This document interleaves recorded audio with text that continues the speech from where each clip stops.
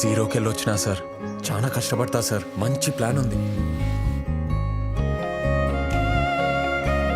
Job గ్యారంటీగా వస్తుందని అనుకున్నానే, ఇక హోపే లేదే.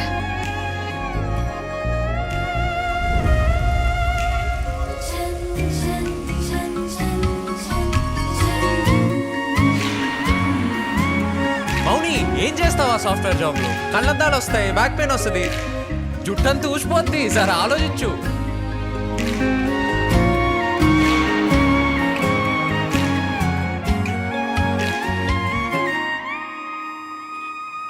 ఏంద్రా వదిలేస్తావా నన్ను? ఆశ నిరాశల ఉయ్యాలాటలు